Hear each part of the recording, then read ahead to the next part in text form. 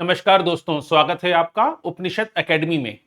दोस्तों, आज हम देखेंगे हमारे मॉक टेस्ट नंबर 20 में। तो पिछले लेक्चर में मॉक टेस्ट नंबर 19 में हमने देखा था डोमेस्टिक वायलेंस के बारे में, घरेलू हिंसा से संबंधित 30 प्रश्नों को सॉल्व किया था।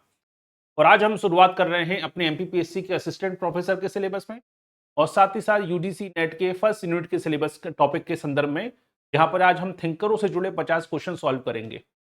आने वाले 10 से 12 दिनों तक लगातार याद रखिएगा, यूनिट नंबर 3 जो है आपकी एमपीपीएससी के असिस्टेंट प्रोफेसर की, उसी से रिलेटेड क्वेश्चन हम सॉल्व करेंगे।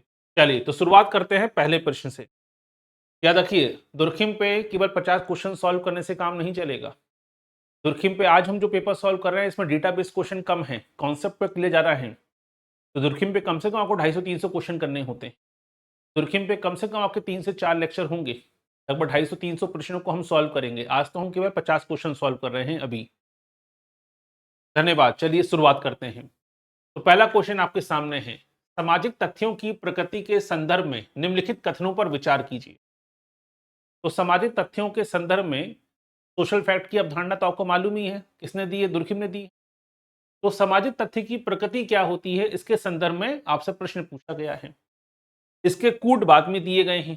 ठीक है, तो पहले तो प्रश्न को समझिए। ऐसे प्रश्न पेपर बिगाड़ देते हैं। जो लोग रट्टा मार के जाते हैं, डेटाबेस पढ़ के जाते हैं, पेपर इसलिए बिगड़ जाता है आपका, क्योंकि आपने कॉन्सेप्ट को कभी अच्छे से पढ़ा नहीं होता। तो पहले सामाजिक तथ्य के बारे में देखिए। सामाजिक तथ्य व्यक्ति के बाह्य होते हैं तथा उनका अस्तित्व व्यक्ति की चेतना से स्वतंत्र होता है। दूसरा, सामाजिक तथ्यों में बाध्यकारी शक्ति होती है जिसके द्वारा वे व्यक्ति के व्यवहार को नियंत्रित करते हैं। तीसरा, दुर्खिम के अनुसार सामाजिक तथ्यों को वस्तु के रूप में समझा जाना चाहिए क्योंकि उन्हें केवल आंतरिक आत्मनिरीक्षण द्वारा ही जाना जा सकता है। तो बताइए कौन सा कूट सही है या कौन सा स्टेटमेंट इसमें सही है, उसके बाद आपको कूट में से आंसर देना है। ठीक है, तो कौन सा कूट सही है? पहले सामाजिक तथ्य की अवधारणा को अगर आपने पढ़ा है तो थोड़ा सा रिकॉल कर लीजिए। पहली बात, ये बात तो सही है कि सामाजिक तथ्य में दोनों गुण मौजूद होते हैं, वो आंतरिक भी होते हैं और बाह्य भी होते हैं। तो सामाजिक तथ्य व्यक्ति के बाह्य होते हैं, उनका अस्तित्व व्यक्ति की चेतना से स्वतंत्र होता है। सही बात है। आपके चाहने ना चाहने से सामाजिक तथ्यों पर कोई असर नहीं पड़ने वाला। हमारी मूल्य, हमारी परंपराएं आपके चाहने ना चाहने से नहीं बदलती हैं। वो परंपराएं, मूल्य आपके पैदा होने से पहले भी थी, आपके मरने के बाद भी रहेंगी। यही तो सोशल फैक्ट है। ठीक है, तो यानी पहला स्टेटमेंट तो सही है। दूसरा, सामाजिक तथ्य में बाध्यकारी शक्ति होती है जिसके द्वारा वे व्यक्ति के व्यवहार को नियंत्रित करते हैं। जैसे हमारी भाषा है, हमारी नैतिकता है, हमारे मूल्य हैं, हमारी परंपराएं हैं, प्रथाएं हैं, ये सब सामाजिक तथ्य हैं। तो ये बाध्यकारी हैं, आपकी इच्छा से तय नहीं होगा। ये कहीं ना कहीं यही प्रथाएं, यही मूल्य, यही नैतिकताएं आपको मजबूर करती हैं, आपको नैतिकता में बांधे रखती हैं, इसलिए ये बाध्यकारी होती हैं।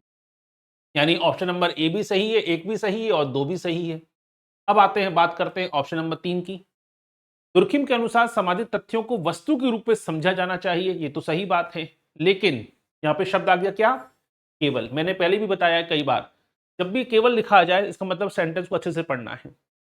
केवल आंतरिक आत्मनिरीक्षण द्वारा ही जाना जा सकता है, नहीं। आंतरिक आत्मनिरीक्षण से कोई फर्क नहीं पड़ने वाला कि हर व्यक्ति का इंटेंशन क्या कहती है, हर व्यक्ति का एटीट्यूड क्या कहता है, हर व्यक्ति की सोच क्या होती है, उससे कोई फर्क नहीं पड़ने वाला सामाजिक तथ्यों को। तो आपका आंतरिक निरीक्षण क्या कहता है, इससे कोई फर्क नहीं पड़ता। ठीक है, सामाजिक तथ्यों पर। तो ऑप्शन नंबर 1 और 2 सही है, लेकिन ऑप्शन नंबर 3 गलत है। यानी सही आंसर क्या होगा? ऑप्शन नंबर ए, 1 और 2 सही है। क्लियर? अगला प्रश्न देखिए। श्रम विभाजन के संदर्भ में निम्नलिखित में से कौन सा दुर्खिम के सिद्धांत को सही रूप में दर्शाता है? तो श्रम विभाजन का सिद्धांत तो हम सब जानते हैं, दुर्खिम ने दिया। और श्रम विभाजन आपको 2 बार पढ़ना पड़ता है, एक तो यूनिट नंबर 3 में भी पढ़ना पड़ता है और यूनिट नंबर 7 में भी श्रम विभाजन के टॉपिक को शामिल किया गया है औद्योगिक एवं समाजशास्त्र में, औद्योगिक एवं समाज में। अब श्रम विभाजन के संदर्भ में कौन सा कथन सही है, यह प्रश्न आपसे पूछा गया है। पहला, श्रम विभाजन केवल आर्थिक प्रक्रिया है जिसका उद्देश्य उत्पादन बढ़ाना है। यांत्रिक एकता वाले समाजों में श्रम विभाजन अत्यधिक विकसित होता है और व्यक्तिवाद चरम पर होता है। सावयवी एकता वाले समाजों में कानून का स्वरूप मुख्य रूप से दमनकारी होता है। और श्रम विभाजन का मुख्य कार्य 2 या 2 से अधिक व्यक्तियों के बीच एकजुटता भावना पैदा करना करना है, ना कि केवल आर्थिक दक्षता। तो बताइए सही आंसर क्या है? क्वेश्चन नंबर लिखा कीजिए। ठीक है सभी लोग, सरिता जी, बाबिल, सभी लोग याद रखिएगा। ठीक है, क्वेश्चन नंबर लिखने के बाद अपना ऑप्शन लिखा कीजिए, नहीं तो मालूम पड़ेगा नहीं आपने जवाब कौन से क्वेश्चन का दिया है, पहले का कि दूसरे का। तो बताइए श्रम विभाजन के संदर्भ में कौन सा स्टेटमेंट सही है? विनीता जी बहुत सही, वंदना जी बहुत सही, सबने सही आंसर दिया है। सही आंसर क्या है? Option number D. क्लियर? तो पहली बात तो श्रम विभाजन केवल आर्थिक प्रक्रिया है? नहीं, मैंने पहले भी कहा जैसे ही शब्द आता है केवल पे ध्यान देना शुरू कीजिए, केवल आर्थिक प्रक्रिया नहीं है। दूसरा, यांत्रिक एकता वाले समाजों में श्रम विभाजन अधिक होता है? नहीं, यांत्रिक मतलब परंपरागत समाज, और परंपरागत समाजों में श्रम विभाजन ज्यादा नहीं होता। सावयवी एकता वाले समाजों में कानून का स्वरूप दमनकारी होता है? नहीं, सावयवी एकता वाले समाजों में कानून का स्वरूप प्रतिकारी होता है। दमनकारी कानून यांत्रिक एकता वाले समाजों में होते हैं, परंपरागत समाजों में होते हैं।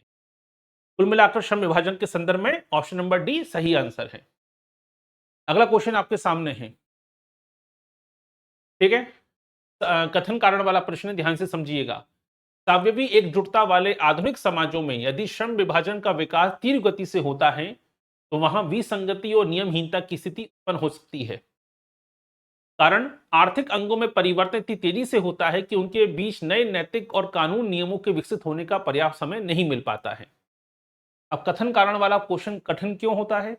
अगर आपने केवल गुप्ता शर्मा जैसी किताबें पढ़ी हैं, अरिहंत पब्लिकेशन जैसी किताबें पढ़ी हैं, यूथ कंपटीशन की किताबें पढ़ी हैं, तो आपने केवल डेटाबेस चीज़ों पर फोकस किया है, आपने कभी कॉन्सेप्ट को समझने की कोशिश नहीं की है, क्योंकि आपने कभी इग्नू के नोट्स नहीं पढ़े, आपने कभी एनसीईआरटी नहीं पढ़ी, आपने कभी, ठीक है, जो ऑथेंटिक किताबें होती हैं, ठीक है, वो थिंकर की लिखी गई किताबें हैं, वो नहीं पढ़ी हैं, इससे समस्या आती है इस प्रकार के प्रश्नों।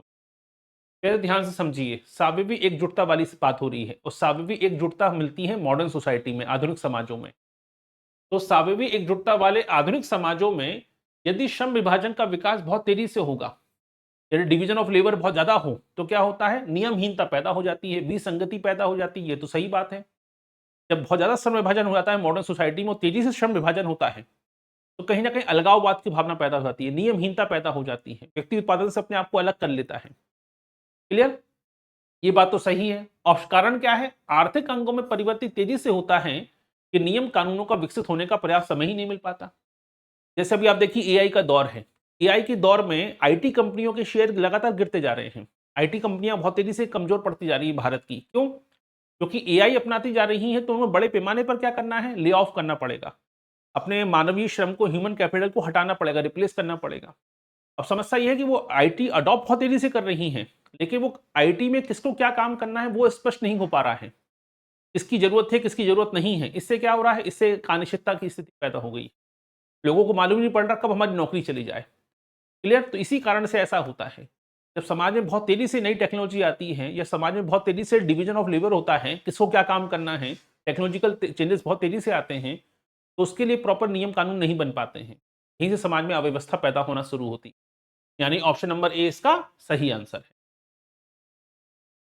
अगला क्वेश्चन देखिए, दुर्खिम के आत्महत्या के सिद्धांत के अनुसार जब समाज में सामाजिक एकीकरण अत्यधिक तीव्र या चरम स्तर पर होता है तो किस प्रकार की आत्महत्या की संभावना सबसे अधिक होती है? तो आपने आत्महत्या का सिद्धांत तो पढ़ा है, 4 प्रकार की आत्महत्याएं बताई हैं, ये भी पढ़ा होगा आपने। तो बताइए, अगर समाज में बहुत ज्यादा अत्यधिक एकीकरण है, यहां पे फोकस कीजिए किस बात पर? एकीकरण। समाज में अगर एकीकरण की भावना बहुत ज्यादा है, अत्यधिक एकीकरण है, तो किस प्रकार की आत्महत्या देखने को मिलेगी? अहमवादी आत्महत्या, परार्थवादी आत्महत्या, विसंगतिपूर्ण आत्महत्या, या भाग्यवादी आत्महत्या? तो सही आंसर क्या होगा? ठीक है, बबली जी आपका आंसर गलत है, विनीता जी, वंदना जी सही आंसर दिया है, रविंद्र जी आपका आंसर भी सही है। ध्यान से समझिए प्रश्न को पहले। शिल्पा जी आपका आंसर भी सही है। अब देखिए, जब अत्यधिक सामाजिक एकीकरण अत्यधिक हो, यानी व्यक्ति समाज को सर्वोपरि मानता हो, वो समाज के लिए मर मिटने को तैयार हो, उसके लिए समाज ही सब कुछ हो, ठीक है, तो ऐसे में क्या होगा? ऐसे में व्यक्ति अपने आप को कुर्बान करने के लिए तैयार है, समाज के नियमों के लिए, समाज की परंपराओं के लिए, रीति रिवाजों के लिए, राष्ट्रवाद के लिए, राष्ट्रभक्ति के लिए। इस प्रकार की जो सुसाइड होता है इसे कहते हैं परार्थवादी आत्महत्या। ठीक है, अगला क्वेश्चन देखिए, सूची 1 और सूची 2 को मिलाइए। अब यहां पर दुर्खिम के जो विचार हैं सामूहिक चेतना को लेकर, सावयवी एकता को लेकर, या कानूनों को लेकर, ठीक है, या पवित्रता और अपवित्रता की अवधारणा को लेकर, उसको लेकर प्रश्न आपसे पूछा गया है। तो पहला है सामूहिक चेतना। जब सामूहिक चेतना की बात आती है तो बात किसकी हो रही है? सावयवी एकता की, धार्मिक जीवन के प्रारंभिक स्वरूप की, यांत्रिक एकता की, या समाज के सामान्य विश्वास और भावनाओं की? सामूहिक चेतना कब पैदा होती है? जब समाज के सभी लोगों की सोच, सभी लोगों की भावनाएं, सभी लोगों की मानसिकता एक प्रकार की हो, किसी वस्तु को लेकर, किसी विचार को लेकर, किसी आस्था को लेकर, किसी विश्वास को लेकर। तो सामूहिक विश्वास और सामूहिक जो विश्वास है, सामूहिक जो आस्था है, सामूहिक जो भावना है, इसी को हम कलेक्टिव कॉन्शसनेस या सामूहिक चेतना कहते हैं। ठीक है, तो सही आंसर क्या होगा? ए का 4। सामूहिक दमनकारी कानून। दमनकारी कानून कहां पे होते हैं? किस प्रकार के समाज में होते हैं? यांत्रिक समाज में होते हैं, यानी परंपरागत समाजों में होते हैं। दमनकारी कानून कहां पर होंगे? यांत्रिक समाजों में होते हैं। प्रतिकारी कानून कहां पर होते हैं? सावयवी एकता वाले समाजों में, यानी मॉडर्न सोसाइटी में होते हैं। ठीक है, और पवित्र और अपवित्रता की बात जब आती है तुर्खिम की, तो यह बात होती है धर्म को लेकर, धार्मिक जीवन के स्वरूप को लेकर। ठीक है, यानी धर्म की उत्पत्ति जो हुई है, धर्म का प्रारंभिक स्वरूप जो था, वो पवित्र और अपवित्रता के संबंध से जुड़ा हुआ था। ठीक है, तो ये विचार है किसका? दुर्खिम का। तो 4 3 1 2। तो सही आंसर क्या होगा? सही आंसर होगा 4 3 1 2। क्लियर? आगे बढ़ते हैं। क्वेश्चन नंबर 6 पे आ गए हम। 5 क्वेश्चन पूरे हो गए हमारे, 50 क्वेश्चन करने हैं दुर्खिम पे आज हमें। अगला क्वेश्चन देखिए, दुर्खिम के धर्म के सिद्धांत के संदर्भ में निम्नलिखित कथनों में से कौन सा असत्य है? पहले ध्यान क्वेश्चन को पढ़िए। और प्रश्न क्या है? कौन से विचार की बात हो रही है? दुर्खिम के धर्म संबंधी सिद्धांत की बात हो रही है। और इस संदर्भ में कौन सा कथन असत्य है, यह पूछा गया है। पहला, धर्म का मूल स्रोत स्वयं समाज है, ना कि कोई अलौकिक शक्ति। दुर्खिम ने ऑस्ट्रेलिया की अरुंटा जनजाति के टोटमवाद का अध्ययन किया। टोटम वास्तव में कबीले या समाज का एक दृश्य या भौतिक प्रतीक है। धर्म और जादू मूलतः एक ही हैं, क्योंकि दोनों ही समाज में सामूहिक चेतना को सृजन करते हैं। तो बताइए, धर्म के सिद्धांत में किस विचार को असत्य माना जाएगा? तो पहली बात तो ये धर्म का मूल स्रोत समाज है, ना कि कोई अलौकिक शक्ति। ये सही बात है। दुर्खिम हमेशा समाज को ही सर्वोच्च देवता मानते हैं। ठीक है, इसलिए समाज, धर्म समाज से पैदा हुआ है, धर्म कोई अलौकिक शक्ति में विश्वास का नाम नहीं है। ये सही बात है। दूसरा, दुर्खिम ने अरुंटा जनजाति का अध्ययन किया और टोटमवाद का विचार रखा था और कहा था कि टोटमवाद ही धर्म का प्रारंभिक स्वरूप था। ये बात भी सही है।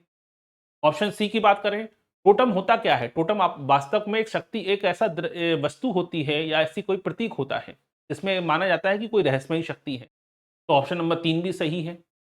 लेकिन ऑप्शन नंबर 4 गलत है, क्योंकि दुर्खिम का बड़ा फेमस स्टेटमेंट है, धर्म पवित्र है, जादू अपवित्र है। ये बड़ा फेमस स्टेटमेंट है किसका? दुर्खिम का। क्योंकि दुर्खिम धर्म को महत्व देते हैं, जादू को नहीं। मेलिनोवस्की धर्म, जादू और धर्म दोनों को समान मानते हैं, दोनों को महत्वपूर्ण मानते हैं। लेकिन जो दुर्खिम है वो जादू को महत्व नहीं देते, वो जादू को अपवित्र मानते हैं, धर्म को पवित्र मानते हैं। इसलिए दोनों एक समान है, ये गलत है अपने आप में, इसलिए ये स्टेटमेंट गलत हो जाता है। ठीक है, क्लियर यहां तक?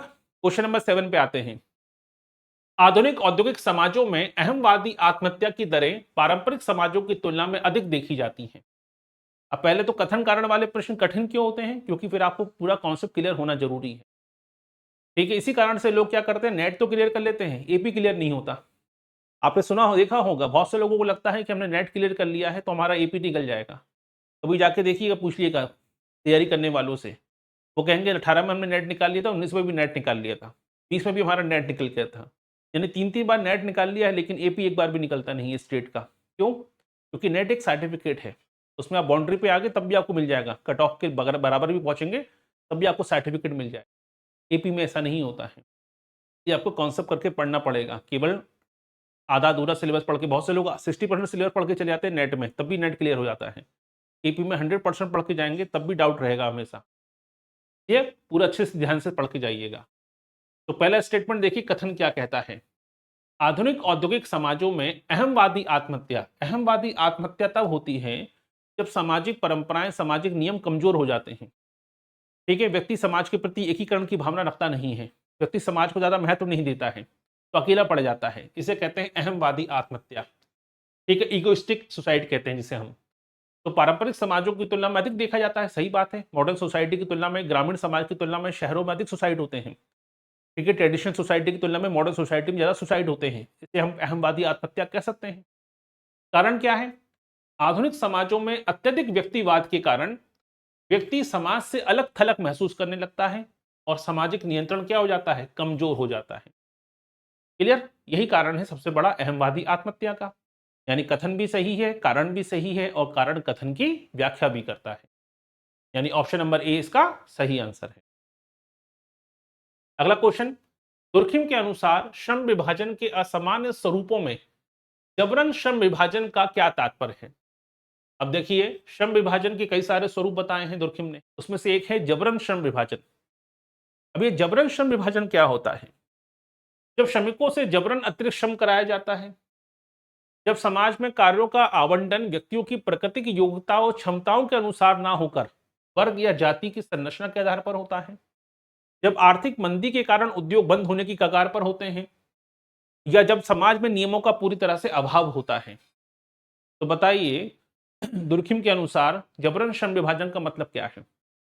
भाई, दुर्खिम ने 1893 में किताब लिखी डिवीजन लेबर इन सोसाइटी, यही इनकी पीएचडी का विषय भी था 1893 में।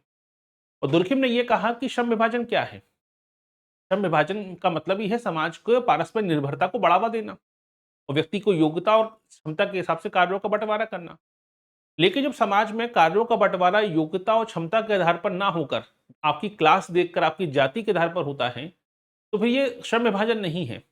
यानी आप किसी व्यक्ति से मजबूरी में वो काम करा रहे हैं जो उसको, उससे अच्छा काम वो कर सकता था, लेकिन फिर भी आप जाति के आधार पर आपने उसको वो काम सौंप दिया, या किसी व्यक्ति को आपने महत्वपूर्ण काम सौंप दिया जबकि उसकी योग्यता उसके हिसाब से है ही नहीं। इस प्रकार के जो श्रम होता है, इसी को जबरन श्रम विभाजन कहा जाता है। यानी ऑप्शन नंबर बी इसका सही आंसर है। अगला क्वेश्चन, समाजशास्त्री पद्धति के नियम के अनुसार दुर्खिम ने सामाजिक तथ्यों के वर्गीकरण के लिए किस मुख्य आधार को स्वीकार किया है? तो आसान भाषा में समझें पहले प्रश्न को।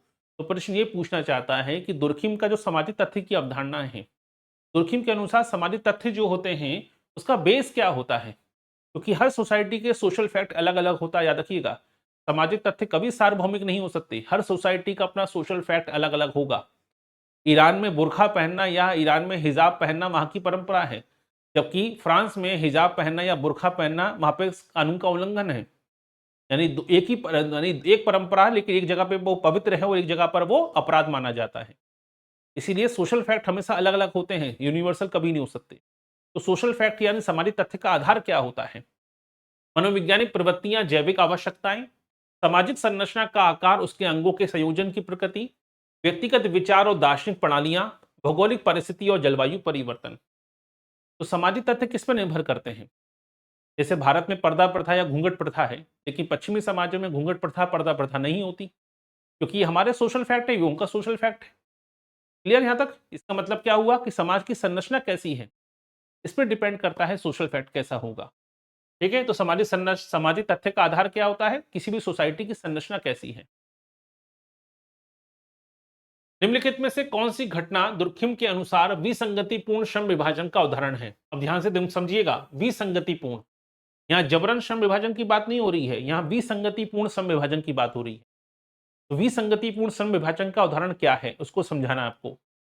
ऑप्शन ए, जाति व्यवस्था के आधार पर पैतृक व्यवसायों का जबरन पालन करना, औद्योगिक क्रांति के दौरान पूंजी और श्रम के बीच बढ़ता संघर्ष, उनके संबंधों में समन्वय का अभाव, किसी कारखाने में कार्यकुशलता बढ़ाने के लिए कार्यों का अत्यधिक सरलीकरण, और समाज में संतों या धार्मिक गुरुओं द्वारा भौतिक सुखों का त्याग।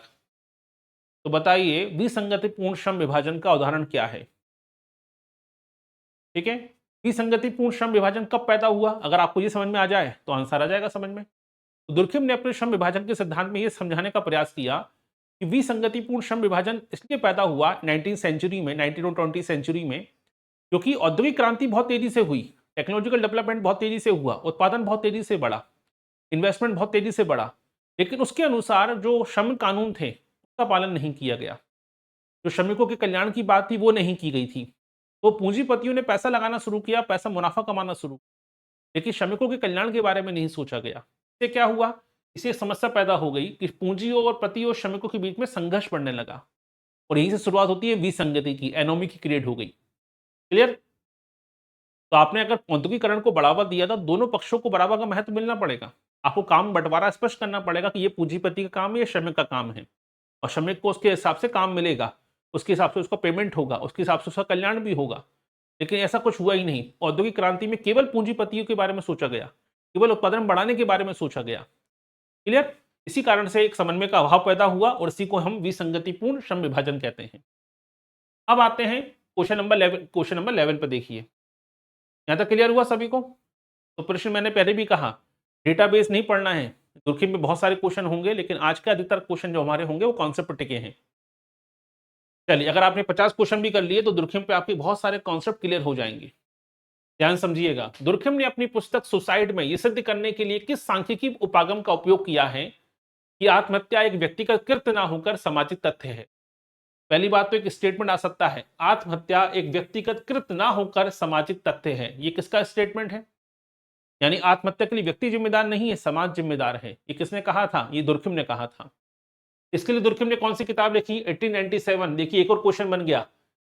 वैसे तो फ्रेंच भाषा में लिखी गई किताब है, ली सुसाइड कहते हैं, हिंदी में हम लोग कहते हैं द सुसाइड, इंग्लिश में कहते हैं द सुसाइड। तो 1897 में किताब आई थी, ये क्वेश्चन पूछा जा चुका है। तो इसमें इन्होंने जिस उपागम का इस्तेमाल किया है, सांख्यिकी पद्धति अपनाई है, वो कौन सी है? विभिन्न देशों सामाजिक समूह की आत्महत्या की दरों का तुलनात्मक विश्लेषण, केवल व्यक्तिगत सुसाइड नोटों का गुणात्मक विश्लेषण, मानसिक रोगियों के क्लिनिकल डेटा का अध्ययन और ऐतिहासिक घटनाओं की केवल दार्शनिक समीक्षा। तो बताइए क्या किया है दुर्खिम ने? दुर्खिम ने, आपने पढ़ा भी होगा, दुर्खिम ने सबसे पहले जो पेरिस में पुलिस मुख्यालय में जाकर ये पता किया, डेटा इकट्ठा किया कि कितने लोगों ने साल भर में आत्महत्या की है। दूसरा, उन्होंने विभिन्न दुनिया के विभिन्न धर्मों को, दुनिया के विभिन्न देशों के आत्महत्या की दरों का तुलनात्मक अध्ययन किया और विभिन्न देशों के बीच में आत्महत्या के कारण क्या है ये समझने की कोशिश करी। ठीक है, यानी कौन सी पद्धति का इस्तेमाल किया? तुलनात्मक विश्लेषण पद्धति का इस्तेमाल किया है। और इस बेसिस पर इसी सांख्यिकी पद्धति का इस्तेमाल किया अपनी किताब लिखने में और अपने डेटा को प्रस्तुत करने में, आत्महत्या के सिद्धांत को डेवलप करने में। अगला प्रश्न देखिए, सामूहिक प्रतिनिधित्व के संबंध में निम्नलिखित कथनों पर विचार कीजिए। अब सामूहिक प्रतिनिधित्व की बात आ रही है, ठीक है, कलेक्टिव रिप्रेजेंटेशन की बात आती है।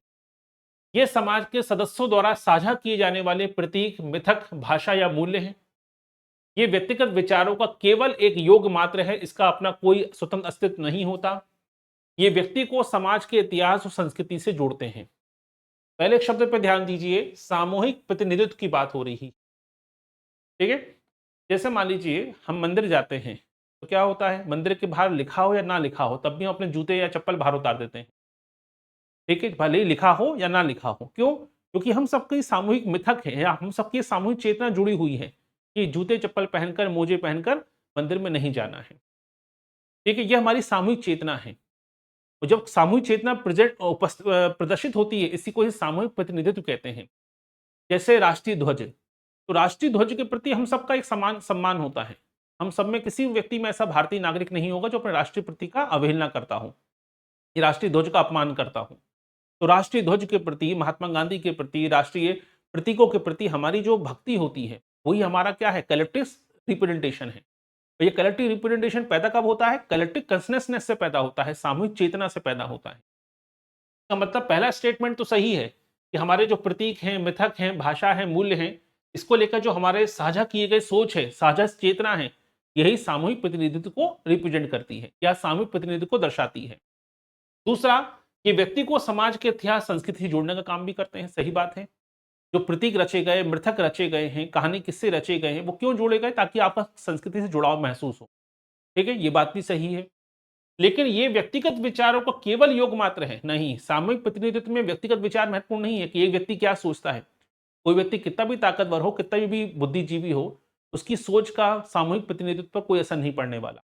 हमारी प्रथाओं पर, हमारी मान्यताओं पर, हमारी परंपराओं पर कोई असर नहीं पड़ता कि एक आदमी क्या सोचता है। ये स्टेटमेंट गलत है अपने आप में। यानी सही स्टेटमेंट क्या है? 1 और 3 इसका सही स्टेटमेंट है। ठीक है, यानी ऑप्शन नंबर सी। अगला क्वेश्चन देखिए, दुर्खिम के अनुसार अपराध प्रत्येक स्वस्थ समाज का अनिवार्य, सामान्य और अपर्याय हिस्सा है।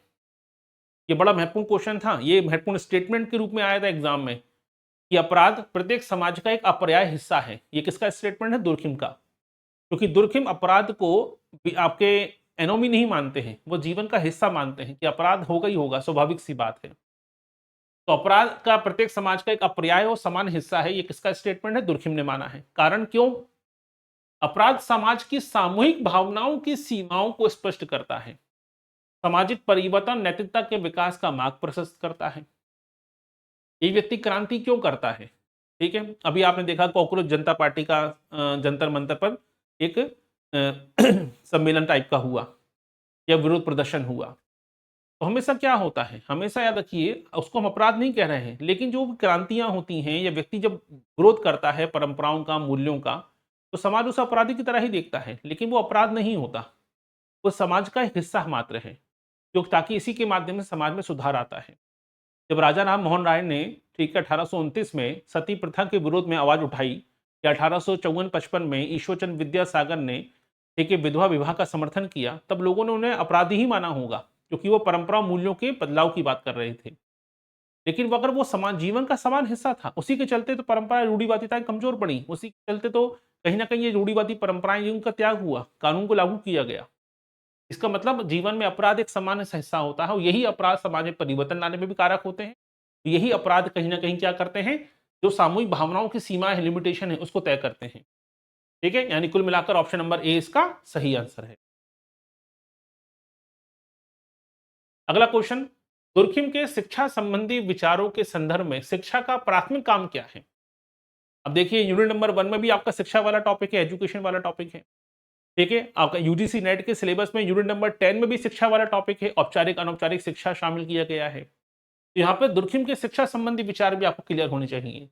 दुर्खिम के अनुसार एजुकेशन क्या है, शिक्षा का मतलब क्या है, या शिक्षा का कार्य क्या है?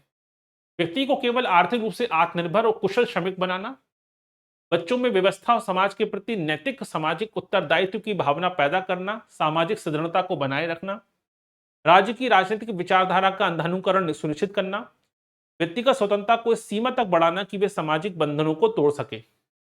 आप यहाँ पे दुर्खिम पढ़ते समय थोड़ा सा पार्सन पे चले जाइए। पार्सन का पूरा सपना क्या था? पार्सन का पूरा सपना है सामाजिक व्यवस्था बनी रहे। ऐसे ही दुर्खिम का भी सपना है कि समाज की एकता, समाज की सामूहिकता बनी रहे। ऐसे किसी भी व्यवहार को हमें स्वीकार नहीं करना है जो समाज को तोड़ दे। और आने वाली पीढ़ी को अगर आपने उसको अगर नैतिकता सिखाएंगे, ठीक है, उसको आप यूनिटी की भावना सिखाएंगे, ऐसी एजुकेशन देंगे कि बच्चा उस सामाजिक परंपराओं मूल्यों का सम्मान करे, तभी तो वो समाज बना रहेगा। यानी पार्सन्स व्यवस्था को बनाए रखने की कोशिश करते हैं, और दुर्खिम समाज के अस्तित्व को बनाए रखने की कोशिश करते हैं। इसलिए वो एजुकेशन में भी इस बात को शामिल करते हैं कि एजुकेशन का पर्पस क्या है, कि बच्चों में व्यवस्था और समाज के प्रति नैतिक और सामाजिक उत्तरदायित्व की भावना पैदा करना, ताकि समाज में सृणता बनी रहे। यानी बचपन से ही आपको ऐसी एजुकेशन दी जाए जो समाज आगे जाकर समाज को एक करने का काम करे। क्लियर? अगला क्वेश्चन है, भाग्यवादी आत्महत्या के संदर्भ में दुर्खिम का मानना है कि यह स्थिति तब उत्पन्न होती है जब, अब ध्यान समझिएगा, कौन सी आत्महत्या की बात हो रही है? दो प्रकार की आत्महत्या हम पहले पढ़ चुके हैं। परार्थवादी आत्महत्या का उदाहरण भी हमने देख लिया, अहमवादी आत्महत्या के बारे में हमने प्रश्न देख लिया है। अब आती है बात भाग्यवादी। तो ये भाग्यवादी आत्महत्या के संदर्भ में दुर्खिम का क्या मानना है? ये भाग्यवादी आत्महत्या कब होती है? जब समाज में व्यक्ति का एकीकरण बहुत कमजोर हो जाता है, समाज में नियम और विनियमन अत्यधिक कठोर होते हैं, जिससे व्यक्ति का दम घुटने लगता है, समाज में अचानक कोई बड़ा आर्थिक संकट आ जाता है, व्यक्ति किसी धार्मिक अनुष्ठान के लिए अपनी जान दे देता है। ठीक है, तो बताइए, क्वेश्चन नंबर 15 है, पहले प्रश्न को अच्छे से पढ़ लीजिए। भाग्यवादी आत्महत्या कब होती है? भाग्यवादी आत्महत्या तब होती है जब व्यक्ति को यह एहसास हो जाता है कि अब समाज की रूढ़िवादिताएं, समाज का नियंत्रणता अधिक हो चुका है मेरे ऊपर, कि मैं चाहकर भी कुछ नहीं कर सकता, या समाज में अव्यवस्था इतनी फैल चुकी है कि मेरे चाहने से भी व्यवस्था में कोई बदलाव नहीं आने वाला। ये जो सोच बन जाती है कि अब बदलाव तो कुछ आ ही नहीं सकता, ठीक है, तो सब भाग के भरोसे है, ये जो सोच पैदा हो जाती है, यही सबसे बड़ा कारण है भाग्यवादी आत्महत्या का। यानी ऑप्शन नंबर बी, यानी समाज में जो नियम बनाए गए हैं, रेगुलेशन बनाए गए हैं, वो तोड़ पाना था संभव ही नहीं है। जैसे अभी आप देखिए, अभी नीट का पेपर लीक हुआ, उसमें एक बच्चे ने सुसाइड कर लिया। यानी उसको दिमाग में एहसास हो गया कि सीटें बिकती रहेंगी, नीट का पेपर लीक होता रहेगा और लोग सीटें खरीदते रहेंगे, तो पढ़ने का फायदा ही क्या है? इस चलते क्या हुआ, उसमें कहीं ना कहीं भावना पैदा हो गई। उसको समझ में आ गया कि मेरे पढ़ने ना पढ़ने से कोई फर्क नहीं पड़ने वाला, व्यवस्था ही ऐसी बन चुकी है, पेपर लीक होता रहेगा, पेपर जो लोग खरीद लेंगे उनका सिलेक्शन हो जाएगा, हम बाहर बैठे रह जाएंगे। और उस लड़की ने सुसाइड कर लिया, तो उसकी सुसाइड को क्या कहा जाएगा? भाग्यवादी आत्महत्या कहा जाएगा, क्योंकि उसको मालूम है बदलाव आ ही नहीं सकता, व्यक्ति का दम घुटने लगता है। इसी प्रकार की आत्महत्या को कहते हैं भाग्यवादी आत्महत्या। क्लियर? अगला क्वेश्चन देखिए, दुर्खिम के पवित्र और अपवित्र के वर्गीकरण के संदर्भ में निम्नलिखित में से कौन सा कथन सही है? दुर्खिम ने, जब हम बात करते हैं धर्म की उत्पत्ति के संदर्भ में, धर्म के समाजशास्त्र के संदर्भ में, दुर्खिम ने विचार प्रकट किया पवित्र और अपवित्रता का। तो बात यहां से प्रश्न पूछा जा रहा है, कौन सा स्टेटमेंट सही है पवित्रता और अपवित्रता की अवधारणा के संदर्भ में? क्या पवित्र है, क्या अपवित्र है, यह वर्गीकरण कैसे किया है दुर्खिम ने?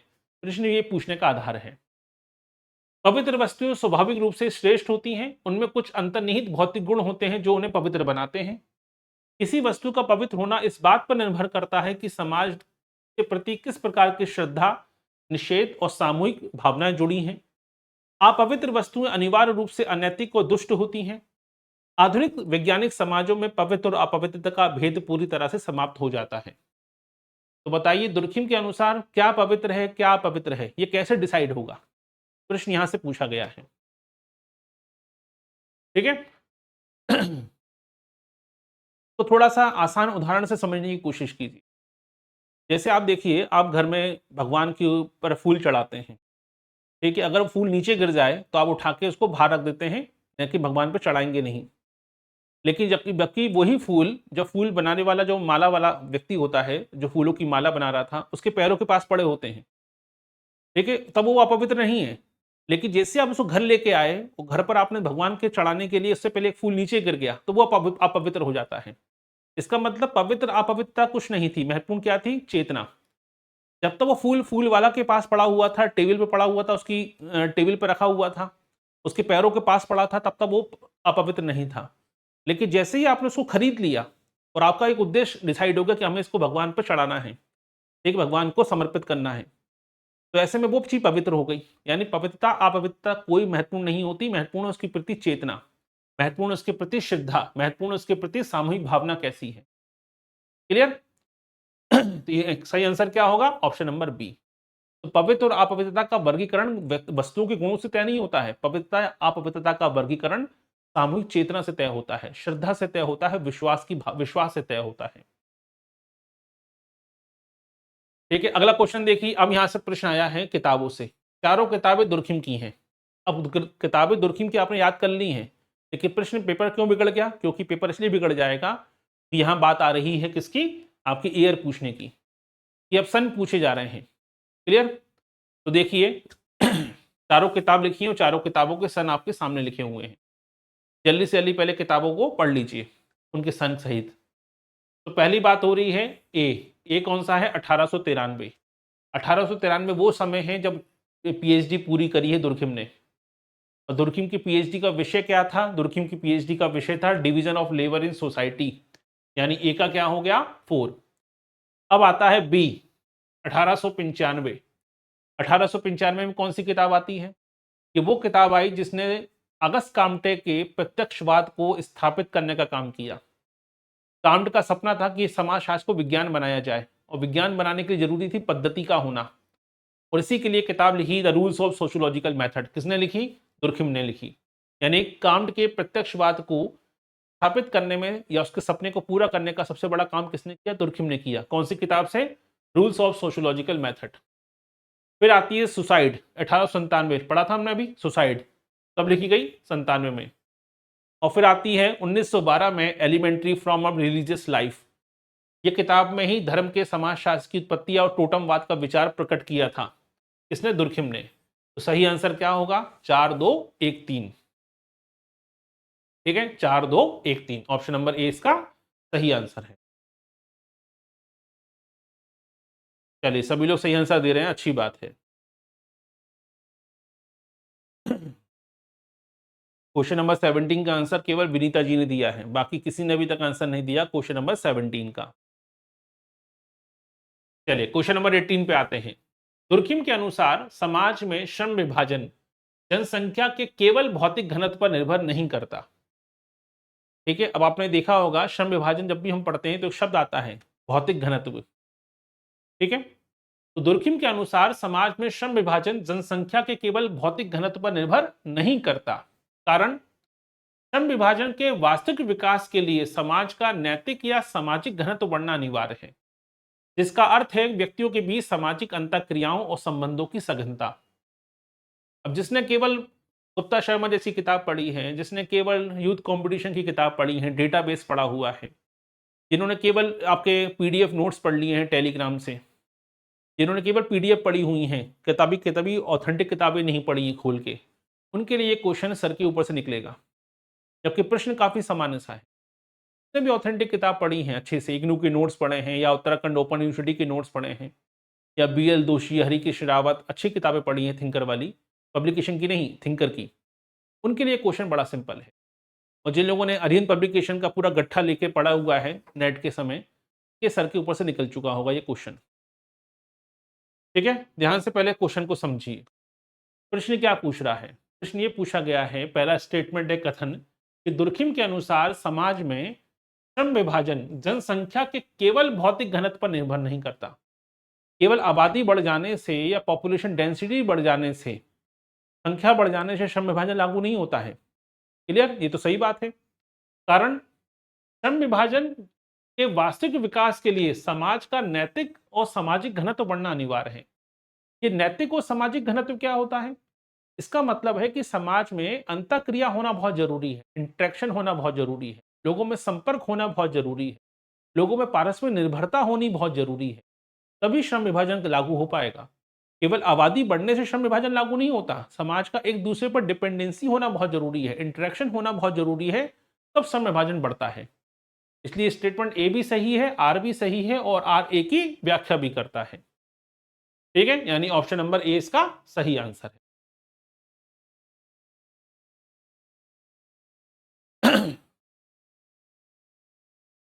ठीक है मनोज जी, पहले ध्यान समझिए, यहाँ पे शब्द क्या लिखा है? घनत्व पर निर्भर नहीं करता है। अगर लिखा होता है भौतिक घनत्व पर निर्भर करता है तो फिर ए गलत हो जाता। अगला प्रश्न देखिए, क्वेश्चन नंबर 19। दुर्खिम के सामाजिक तथ्य के सिद्धांत की आलोचना करते हुए किस समकालीन विचारक ने तर्क दिया कि दुर्खिम के व्यक्तिपरक अर्थों की अपेक्षा की है और समाज अत्यधिक वस्तुनिष्ठ मान लिया है? दुर्खिम का जो सामाजिक तथ्य की अवधारणा है, उसकी आलोचक, सबसे बड़े आलोचक कौन है? और आलोचना करते हुए स्टेटमेंट दिया है कि दुर्खिम ने व्यक्तिपरक अर्थों की अपेक्षा की है और इसे अत्यधिक वस्तुनिष्ठ मान लिया है। ये किसने दिया है स्टेटमेंट? अब देखिए, चार यहाँ पे विचारक हैं। इन चार विचारकों में आपके प्रश्न में ही एक शब्द छुपा हुआ है, ध्यान समझिएगा। वो क्या है? वो है समकालीन। अब सबसे पहली बात तो दुर्खिम के समकालीन कौन है? अगस्त कामटे तक आते हैं तो दुर्खिम जब 1893 में पढ़ाई पूरी करते हैं, पीएचडी करते हैं, तब तक अगस्त कामटे की डेथ हो चुकी है, तो अगस्त कामटे समकालीन नहीं हो सकते। टॉलकट पार्सन दुर्खिम के समकालीन नहीं है, बहुत बाद में आते हैं, अमेरिका में पैदा हुए हैं। ठीक है, मैक्स वीबर और कार्ल मार्क्स की भी डेथ हो चुकी है इस समय तक, लेकिन जब तक उनका विचार आता है उभर कर सामने आया, लेकिन उस समय उनके समकालीन हैं जर्मनी के मैक्स वीबर। ठीक है, तो सही आंसर क्या है? मैक्स वीबर। अगर वैसे तो सही स्टेटमेंट मैक्स वेबर का ही है ये स्टेटमेंट, लेकिन अगर नहीं भी मालूम है तो आपके लिए एक हिंट छुपा हुआ है क्वेश्चन में, वो है समकालीन। ठीक है, कबीले का टोटम के संबंध में दुर्खिम का क्या निष्कर्ष था? तो टोटमवाद की अवधारणा आपने पढ़ी है, ऑस्ट्रेलिया की अनूठा जनजाति का अध्ययन किया, ठीक है, और टोटमवाद का अवधारणा प्रतिपादित की दुर्खिम ने। तो कबीले में टोटमवाद के संदर्भ में, टोटम के संदर्भ में दुर्खिम क्या बताते हैं? दुर्खिम का क्या मानना था, निष्कर्ष क्या है? टोटम कोई अलौकिक ईश्वर नहीं है, बल्कि स्वयं समाज या कबीले का अदृश्य रूप से दृश्य प्रतीक है। टोटम धार्मिक जीवन का सबसे जटिल और आधुनिक स्वरूप है। टोटम के प्रति दिखाई जाने वाली श्रद्धा वास्तव में समाज के प्रति ही निष्ठा और सम्मान है। तो बताइए कौन सा स्टेटमेंट इसमें सही है? तो कूट आपके सामने दिए गए हैं, चार में से कौन सा कूट सही है ABCD में से? पहले ध्यान से समझिए, टोटम कोई अलौकिक ईश्वर नहीं है, बल्कि समाज के द्वारा किसी प्रतीक को, किसी वस्तु को क्या माना गया है? एक उसके प्रति भक्ति भाव या आस्था के प्रति दृश्य की तरह देखा जाता है। ये तो सही बात है। टोटम कोई विचार, कोई वस्तु भी हो सकती है, कोई जीवित वस्तु भी हो सकती है, कोई पक्षी भी हो सकता है, कोई भाला भी हो सकता है, कोई पेड़ पक्षी भी हो सकता है। यानी ऑप्शन नंबर 1 तो सही है। दूसरा, टोटम धार्मिक जीवन का सबसे जटिल और आधुनिक स्वरूप है? नहीं, ये गलत हो गया। टोटम पारंपरिक स्वरूप है, टोटम जनजातीय स्वरूप है, टोटम आधुनिक स्वरूप नहीं है, याद रखिएगा। दुर्खिम ने भी कहा था कि धर्म की उत्पत्ति टोटमवाद से हुई है, लेकिन इसका ये मतलब ये नहीं कि वर्तमान में टोटमवाद ही चल रहा है, याद रखिएगा। तो टोटम आधुनिक स्वरूप नहीं है, यहां पे एक शब्द ने पूरा खेल बिगाड़ दिया, यानी ऑप्शन नंबर 2 तो हो ही नहीं सकता। टोटम के प्रति दिखाई जाने वाली श्रद्धा वास्तव में समाज के प्रति निष्ठा और सम्मान है, क्योंकि टोटम को लेकर समाज के सभी लोगों की एक सामूहिक चेतना होती है। अगर आप टोटम का अपमान करते हैं, इसका मतलब आप पूरे समाज का अपमान कर रहे हैं। टोटम के प्रति अगर आपकी निष्ठा है, इसका मतलब समाज के सभी लोगों के प्रति आपकी निष्ठा है, ये माना जाता है। यानी ऑप्शन नंबर 1 और ऑप्शन नंबर 3 सही है, 2 गलत है। तो सही आंसर क्या होगा? 1 और 3 सही। ठीक है, अगला क्वेश्चन देखिए। आर्थिक मंदी या अचानक अत्यधिक आर्थिक समृद्धि के समय होने वाली आत्महत्याओं को दुर्खिम ने किस श्रेणी में रखा है? अब ये आत्महत्या को प्रकारों से चौथा क्वेश्चन है। हम परार्थवादी आत्महत्या, अहमवादी आत्महत्या, ठीक है, दोनों प्रकार की आत्महत्याओं को देख चुके हैं। अब आती है बात आर्थिक मंदी या अचानक आर्थिक समृद्धि अगर आ जाए, रातों रात व्यक्ति गरीब हो जाए, पूरा कंगाल हो जाए, या रातों रात मालूम पड़ा 100 करोड़ की लॉटरी लग जाए, तो ऐसे में बहुत से लोग सुसाइड कर लेते हैं। ऐसा क्यों होता है? अहमवादी आत्महत्या, भाग्यवादी आत्महत्या, विसंगतिपूर्ण आत्महत्या या परार्थवादी आत्महत्या। ठीक है, तो इस प्रकार की किस प्रकार की आत्महत्या कहेंगे? नाम से स्पष्ट है, आर्थिक मंदी आ गई या किसी प्रकार की आर्थिक समृद्धि आ गई, अचानक से कोई लॉटरी लग गई, तो बहुत से लोग खुशी में मर जाते हैं, या कभी कभी वो संतुलन स्थापित कर ही नहीं पाते हैं। अचानक से जीवन में इतना बड़ा बदलाव आता है कि संतुलन स्थापित नहीं होता कि कर क्या रहे हैं, तो ऐसे में व्यक्ति सुसाइड कर लेता है। जैसे मान लीजिए किसी को अचानक से बिटकॉइन खरीदे थे उसने 2014-15 में, ठीक है, 1 लाख रुपए के, अब वो हो गए हैं 100 करोड़ के। अब उसको टेंशन ये है कि 100 करोड़ जैसे ही आएगा, गुंडे भी आएंगे, नेताओं का छापा भी पड़ेगा, ठीक है, टैक्स वाले भी आ जाएंगे, आसपास के लोग भी चुराने की कोशिश करेंगे, तो उसका ना डर बैठ जाएगा कि मेरा पैसा कोई चुरा लेगा। तो उसको 100 करोड़ कमाने का टेंशन आ गया अचानक से, क्योंकि वो तो मिडिल क्लास आदमी था, या अचानक से करोड़पति था, लेकिन रात रात क्या हो गया, शेयर मार्केट गिरा और वो कंगाल हो गया।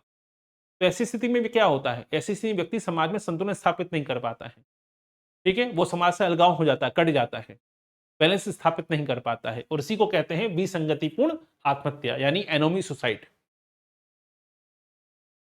अगला क्वेश्चन देखिए, यांत्रिक एकता वाले समाजों में व्यक्ति का अपना कोई स्वतंत्र व्यक्तित्व या विचार नहीं होता, वे पूरी तरह से समूह में विलीन होता है। कारण, ऐसे समाजों में सामूहिक चेतना अत्यधिक शक्तिशाली और व्यापक होती है, जो व्यक्तिगत विविधताओं को सहन नहीं करती है। ध्यान समझिएगा, यांत्रिक एकता वाले समाजों में, यांत्रिक एकता मतलब परंपरागत समाजों की बात हो रही है, समाजों में व्यक्ति का अपना कोई स्वतंत्र अस्तित्व या विचार नहीं होता, वह पूरी तरह से समूह में विलीन होता है। ये तो सही बात है। जो परंपरागत समाज थे, ट्रेडिशनल सोसाइटी होती है, यहाँ व्यक्तिवाद नहीं होता, यहाँ सामूहिकता की भावना ज्यादा होती है। क्लियर, व्यक्ति हमेशा समूह के प्रति समर्पित होता है, अपने व्यक्तिगत हितों के प्रति नहीं। कारण, ऐसे समाजों में सामूहिक चेतना अत्यधिक शक्तिशाली होती है। सही बात है, व्यक्ति समूह के प्रति समर्पित है, ठीक है, अपराध भी अगर कोई करेगा तो समूह के प्रति अपराध माना जाएगा, समाज के प्रति अपराध माना जाएगा, ना कि व्यक्ति के प्रति। तो व्यक्तिवाद नहीं होता यांत्रिक समाजों में, सामूहिक चेतना चरम पर होती है। तो ये व्यक्तिगत विविधताओं को सहन नहीं करती। यहाँ व्यक्तिगत सोच महत्वपूर्ण नहीं होती है, आप क्या सोचते हैं। अगर आपकी सोच समाज की सोच से अलग है तो समाज आपको आरोपी मानेगा, समाज आपको बेदखल कर देगा, आपका हुक्का पानी बंद कर देगा। सही बात है, यानी ऑप्शन नंबर ए इसका सही आंसर है। यानी कथन भी सही है, कारण भी सही है, और कारण कथन की व्याख्या भी करता है। ठीक है। क्लियर हुआ? आंसर दिया कीजिए भली सभी लोग, यहाँ कोई माइनस मार्किंग नहीं चल रही, अभी पेपर में माइनस मार्किंग है। और आपको मालूम होगा कल आपका नोटिफिकेशन भी आ गया एग्जाम फॉर्म भरने का, 12 तारीख से फॉर्म फिल होना शुरू हो जाएंगे, 12 जून से, यानी आज है 10 तारीख, परसों से फॉर्म फिल होना शुरू हो जाएंगे। एग्जाम डेट भी आ चुकी है, अब तो पढ़ना शुरू कर दीजिए अभी तो, क्योंकि एमपी के स्टूडेंट की सबसे बड़ी समस्या है, जब तक वो फॉर्म फिल ना करते किताब नहीं उठाता। ठीक है, तो वो गलती आपको नहीं करनी है। हमारा कोर्स तो पूरा 15 मई को ही कंप्लीट हो चुका है, तो अब रिवीजन चल रहा है, और रिवीजन में हम 20वें लेक्चर तक पहुंच चुके हैं। इस 20वें लेक्चर के साथ लगभग आपके 1000 क्वेश्चन पूरे हो चुके हैं, 1000 क्वेश्चन की आप प्रैक्टिस कर चुके हैं। ठीक है, अगला क्वेश्चन देखिए, क्वेश्चन नंबर 23। दुर्खिम ने अपनी प्रसिद्ध पद्धति में दुर्खिम ने अपनी पद्धति में समाजशास्त्र को सच्चा विज्ञान बनाने के लिए किस दार्शनिक दृष्टिकोण का समर्थन किया?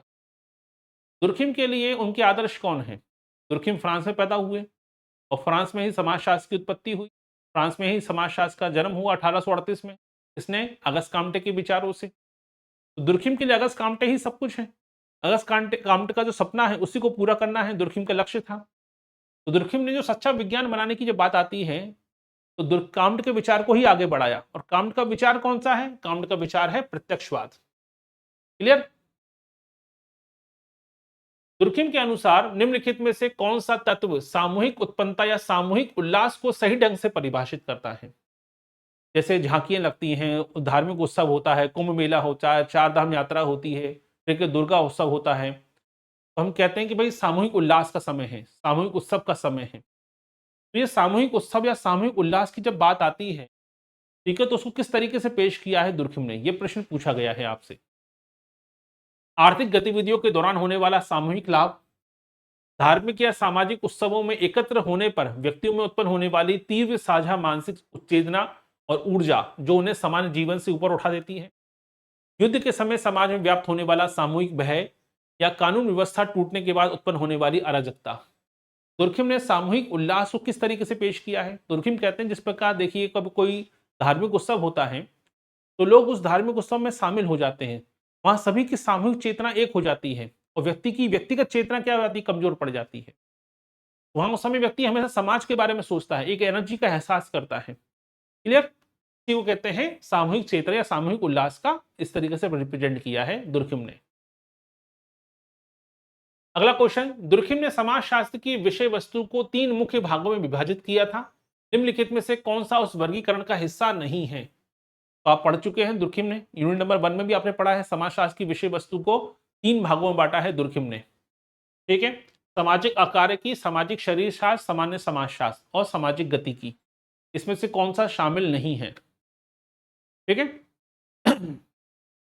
सोशल फिजियोलॉजी, सोशल मॉर्फोलॉजी और जनरल सोशियोलॉजी, 3 भाग पढ़े थे ना हमने विषय वस्तु में, तो चौथा कौन सा नहीं है पूछा गया है। तो सही आंसर क्या होगा? सामाजिक गतिकी, क्योंकि सामाजिक गतिकी, सोशल डायनेमिक्स का विचार रखा है किसने? अगस्त काम्टे ने। निम्नलिखित में से कौन सा उदाहरण दुर्खिम के प्रतिकारी कानून के अंतर्गत आएगा? अब प्रतिकारी कानून की बात हो रही है और प्रतिकारी कानून का उदाहरण पूछा गया है। और प्रतिकारी कानून कहां पे होते हैं? 2 प्रकार के कानून बताए हैं दुर्खिम ने, दमनकारी कानून और प्रतिकारी कानून।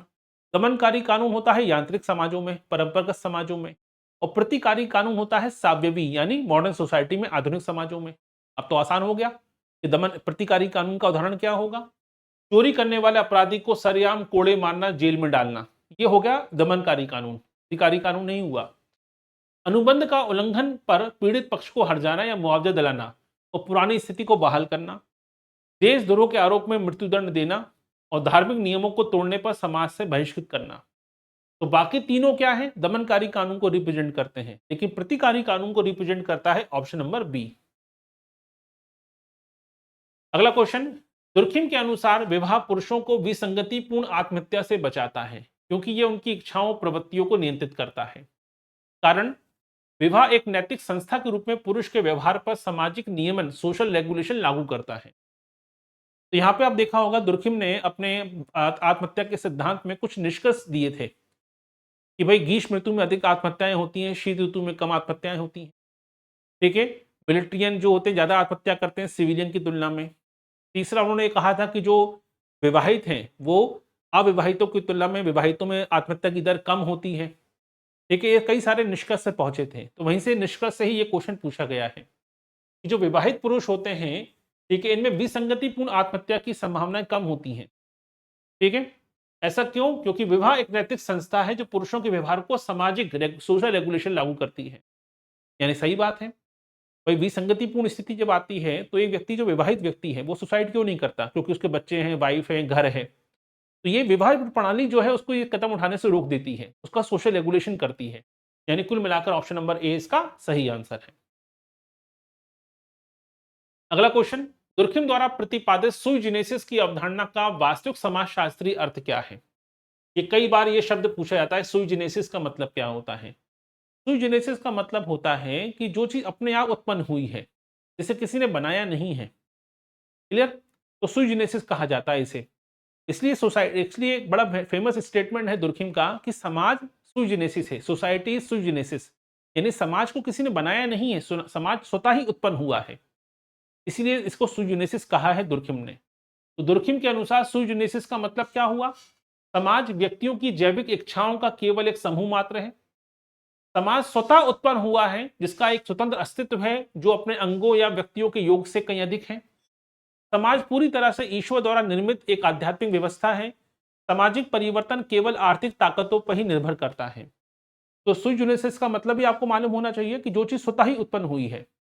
देखिए हम कहते हैं आपने फिजिक्स पढ़ी होगी, ठीक, 11th-12th क्लास में फिजिक्स तो पढ़ी होगी बहुत से लोगों ने। अगर 10th क्लास 11th के बाद ही अगर आपने आर्ट्स ले ली तो बात अलग है। तो 12th क्लास में टॉपिक आता है बिग बैंग थ्योरी, कि भाई बिग बैंग हुआ, एक महाविस्फोट सिद्धांत कहते हैं ब्रह्मांड की उत्पत्ति का। उससे किसी ने किया नहीं, वो स्वतः ही उत्पन्न हुआ। इसी इसका मतलब हमारा ब्रह्मांड भी सुजेनेसिस है, अपने आप पैदा हुआ है, अपने आप बना है। उसी प्रकार समाज भी क्या है? सुजेनेसिस है दुर्खिम के अनुसार। सावयवी एकता वाले आधुनिक समाजों में एकता का मुख्य आधार क्या होता है? अब यहां बात हो रही है सावयवी समाज, और सावयवी समाज का मतलब मॉडर्न सोसाइटी। और मॉडर्न सोसाइटी में एकता कैसे पैदा होती है? ठीक है, विश्वासों मूल्यों में पूर्ण समानता से, कार्यों की अत्यधिक भिन्नता और इसके कारण उत्पन्न होने वाली पारस्परिक निर्भरता से, कठोर धार्मिक अनुष्ठान, राजा के प्रति अंधभक्ति से, और भौगोलिक रूप से एक ही स्थान पर निवास करने से। तो मॉडर्न सोसाइटी में जो सामूहिकता होती है या सामूहिक समाजों में एकता जो बात बात आती है, एकता कैसे पैदा होती है? आप किसी सोसाइटी में रहते हैं, किसी मोहल्ले में रहते हैं, किसी कॉलोनी में रहते हैं, वहां पर भी एकता पैदा होती है। ऐसा क्यों? सर कारण क्या है? क्या आप सभी लोगों का धर्म एक ही है? क्या सभी लोगों की जाति एक ही है? क्या सभी लोगों की धार्मिक विश्वास एक है? नहीं। महत्वपूर्ण है पारस्परिक निर्भरता, कि तुम हमारे काम आओगे, हम तुम्हारे काम आएंगे। ये जो सोच है यही मॉडर्न सोसाइटी की में एकता की भावना को पैदा करती है। यानी हर व्यक्ति अलग अलग काम करता है और हर व्यक्ति अलग अलग काम करने के चलते एक दूसरे पर डिपेंडेंट होता है, पारस्परिक रूप से निर्भर होता है। इसी के चलते सावयवी समाजों में एकता की भावना पैदा होती है। क्लियर? चलिए अब आते हैं, देखिए चारों प्रकार की आत्महत्या से क्वेश्चन पूछा गया है। तो पहला है अहमवादी आत्महत्या। अहमवादी आत्महत्या का मतलब क्या हुआ? ठीक है, अत्यधिक सामाजिक नियमन हो, अत्यधिक सामाजिक एकीकरण हो, कमजोर सामाजिक एकीकरण हो या कमजोर सामाजिक नियमन हो। ठीक है, अहमवादी आत्महत्या तब होती है जब व्यक्ति समाज से अलगाव महसूस करता है, जब व्यक्ति समाज में एकीकरण से जुड़ नहीं पाता है, समाज से जुड़ा हुआ महसूस नहीं कर पाता है। यानी अत्यधिक क्या हो जाए? कमजोर सामाजिक एकीकरण होगा तो क्या होगा? अहमवादी आत्महत्या होगी। वहीं इसके उलट परार्थवादी आत्महत्या कब होती है? जब सामाजिक एकीकरण क्या हो? बहुत ज्यादा हो, व्यक्ति समाज के प्रति पूरा समर्पित हो, ठीक है, समाज के लिए मरने को तैयार हो जाए, तो इसे कहेंगे अत्यधिक सामाजिक एकीकरण। ठीक है, फिर आती है विसंगतिपूर्ण। विसंगतिपूर्ण कब होता है? व्यक्ति के ऊपर क्या हो जाए? अत्यधिक सामाजिक नियमन और कमजोर सामाजिक नियमन। जब रेगुलेशन कमजोर पड़ जाए, कंट्रोल करना कमजोर हो जाए, व्यक्ति एक प्रकार की एनोमी की कंडीशन में चला जाए, समाज में नियम कानून कमजोर पड़ जाए, व्यक्ति क्या हो जाए? ये लगे कि अब कुछ संभव ही नहीं मेरे लिए कुछ करना। ठीक है, तो ऐसे में क्या होती है? विसंगतिपूर्ण, यानी ऑप्शन नंबर 4। और भाग्यवादी क्या होती है? भाग्यवादी तब होता है जब सामाजिक नियमन, समाज के कंट्रोल बहुत ज्यादा बढ़ जाए। जैसे आप देखते थे दास प्रथा के समय कई सारे दास ऐसे होते थे जो सुसाइड कर लेते थे। क्यों? क्योंकि उनके लिए मालूम था कि हम दास हैं, हमारे पास कोई अधिकार नहीं है, हम सब केवल समाज के और लोगों के नियम पे ही चलते रहेंगे हमेशा के लिए। तो जब समाज में कंट्रोल बहुत ज्यादा होता है, आपने देखा तानाशाही प्रवृत्ति के समय ऐसा होता है, सद्दाम हुसैन के समय इराक में बहुत से लोगों ने सुसाइड किया। अभी आप देखिए आपके रशिया में है या हम देखें उत्तर कोरिया में, बड़े पैमाने पर लोग सुसाइड कर लेते हैं, क्योंकि वहाँ पे हर चीज़ में सरकार तय करती है, हर चीज़ में तानाशाह तय करता है। तो अत्यधिक सामाजिक नियमन होने पर भी क्या होता है? कहीं ना कहीं व्यक्ति सुसाइड कर लेता है, जिसे हम कहते हैं भाग्यवादी आत्महत्या। सही आंसर क्या होगा? 3, 2, 4, 1। ठीक है, ऑप्शन नंबर ए 3, 2, 4, 1। अगला क्वेश्चन देखिए, तुर्खिम के अनुसार समाज में निषेध का प्राथमिक कार्य क्या है? निषेध यानी टैबू, निषेध का प्राथमिक काम क्या होता है? किस चीज की मनाही करने की बात हो रही है, जिस चीज को समाज एक्सेप्ट नहीं कर पाता है, उसे हम कहते हैं निषेध या टैबू कहते हैं। गरीब वर्गों के उनके अधिकारों से वंचित रखना, पवित्र और अपवित्रता के बीच की सीमा को बनाए रखना ताकि पवित्र वस्तुएं दूषित ना हो जाए, केवल राजनीतिक व्यवस्था को मजबूत करना, आर्थिक लेन देन को नियंत्रित करना। तो क्या होता है निषेध? जैसे आपने देखा कि आपके घर में जो भगवान के स्थल होगा, जहाँ आपके भगवान के दर्शन रखे होते हैं, वहाँ मूर्तियाँ या दर्शन या फोटो रखी होती है जिसकी आप पूजा पाठ करते हैं। तो उस जगह को आपने पूरा निषेध कर दिया कि इस इलाके में कोई जूता पहन के नहीं आएगा, यानी मंदिर की तरह ट्रीट करते हैं। वहाँ पे जो भी बर्तन है, जो भी लोटा है, जो भी थाली है, जो भी आरती करने का सामान है, उसको आपने घर के सामान्य बर्तनों से अलग कर दिया ताकि ये दूषित ना हो जाए। यही होता है निषेध, यानी पवित्र और अपवित्रता के बीच की सीमा है उसको बनाए रखना। The rules of sociological methods के अनुसार निम्नलिखित में से कौन सी विशेषता सामान्य सामाजिक तथ्य की है? तो सामान्य तथ्य की क्या विशेषता होती है, ये पूछा गया है। जो समाज में बहुत कम या अपवाद स्वरूप पाई जाती हो, जो अपने विकास के निश्चित चरण में उस समाज के प्रकार के लिए व्यापक रूप से सामान्य और सार्वभौमिक हो, जो समाज की प्रगति को पूरी तरह से रोक दे, जिसका कोई सामाजिक प्रकार ना हो। तो सामाजिक तथ्य का मतलब क्या होता है, ये तो आप पढ़ चुके हैं। जो भी कोई प्रतीक है, जो कोई सामूहिक भावना है, सामूहिक चेतना जुड़ी होती है, हर वो भाषा, हर वो प्रतीक, हर वो परंपरा, हर वो रीति रिवाज, हर वो प्रथा जो सामूहिक कल्याण की जुड़ी भावना से जुड़ी होती है, जिसके प्रति सामूहिक सोच होती है, सामूहिक चेतना जुड़ी होती है, वो हमारे लिए सामाजिक तथ्य होता है। ठीक है, यानी ऑप्शन नंबर बी इसका सही आंसर है। दुर्खिम को समाजशास्त्र में प्रकारवाद का वास्तविक प्रणेता माना जाता है। ध्यान समझिएगा, प्रकारवाद तो कई सारे लोग हैं, पेलिनोवस्की भी हैं, रेडक्लिफ ब्राउन भी हैं, पार्सन भी हैं, लेकिन दुर्खिम को प्रकारवाद का प्रणेता माना जाता है। क्यों? क्योंकि उन्होंने सामाजिक संस्थाओं का विश्लेषण उनके ऐतिहासिक कारणों के साथ साथ समाज की समग्र व्यवस्था को बनाए रखने में उनके प्रकारात्मक योगदान के आधार पर करने पर बल दिया है। दुर्खिम को प्रकारवाद का प्रणेता कहा जाता है। क्यों कहा जाता है? क्योंकि वो पहले व्यक्ति थे जिन्होंने सामाजिक संस्थाओं का अध्ययन नहीं किया, सामाजिक संस्थाओं के किए जाने वाले कार्यों को भी समझने की कोशिश करी कि सामाजिक संस्थाओं के जो कार्य हैं वो किस प्रकार से समाज के अस्तित्व के लिए अनिवार्य हैं, समाज के व्यवस्था को बनाए रखने में अपना योगदान देते हैं। इस दृष्टिकोण से भी समाज की संस्थाओं के कार्यों को समझाने का और समझने का प्रयास किया है दुर्खिम ने। इसलिए दुर्खिम को प्रकारवाद का प्रणेता कहा जाता है। वैसे प्रकारवादियों में पार्सन भी हैं, मर्टन भी हैं, आपके मेलिनोवस्की भी हैं, रेडक्लिफ ब्राउन भी हैं। ठीक है, यानी ऑप्शन नंबर ए इसका सही आंसर है। दुर्खिम ने प्रोटेस्टेंट और कैथोलिक ईसाइयों के बीच आत्महत्या की दरों का अंतर स्पष्ट करते हुए क्या निष्कर्ष निकाला? क्योंकि दुर्खिम ने बहुत से धर्मों का अध्ययन किया, बहुत से देशों का अध्ययन किया, बहुत से समाजों का अध्ययन किया, तुलनात्मक अध्ययन किया था आत्महत्या के सिद्धांत के संदर्भ में। प्रोटेस्टेंट धर्म में आर्थिक नीतियां कठिन होती हैं। प्रोटेस्टेंट धर्म व्यक्ति को अधिक वैचारिक स्वतंत्रता और जांच की स्वायत्तता देता है, जिससे सामाजिक एकीकरण कमजोर पड़ता है और आत्महत्या की दर बढ़ती है। कैथोलिक ईसाई शारीरिक रूप से अधिक मजबूत होते हैं।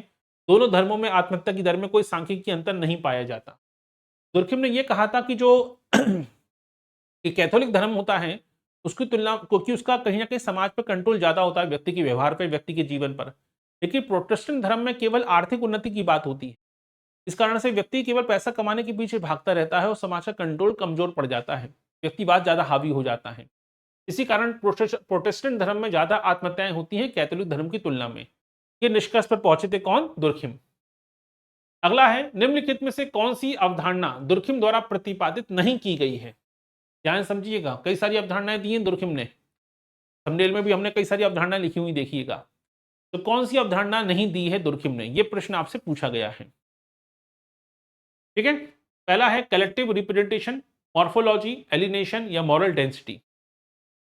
ध्यान समझिए, क्वेश्चन बहुत सिंपल है। ठीक है, लेकिन जिन्होंने कभी नहीं पढ़ा है, ये जिन्होंने केवल तथ्य पढ़े हुए हैं, डेटा पढ़ा हुआ है, फैक्ट्स पढ़े हुए हैं, उनके लिए समस्या बन जाती है। तो कौन सी अवधारणा है दुर्खिम ने प्रस्तुत नहीं की है? जल्दी जल्दी आंसर दी 35 का। ठीक है, अभी बहुत से लोग 33 30 पे चल रहे हैं। बहुत सही, वंदना जी ने सबसे पहले आंसर दिया, विनीता जी ने भी आंसर दे दिया है। ठीक है रविंद्र जी, पहले ध्यान से क्वेश्चन समझिए क्या लिखा है। रविंद्र जी आपका आंसर गलत है। वंदना जी, विनीता जी ने आंसर सही दिया है। हाँ, मनोज जी आपका आंसर गलत है। देखिए, कलेक्टिव रिप्रेजेंटेशन, सामूहिक प्रतिनिधित्व की अवधारणा दुर्खिम ने दी है। मॉर्फोलॉजी, शारीरिक सामाजिक शारीरिक शास्त्र की अवधारणा भी किसने दी है? अकारिकी की अवधारणा किसने दी है? 3 भागों में विषय वस्तु बांटी ना, social morphology, social general sociology और सोशल माफ कीजिएगा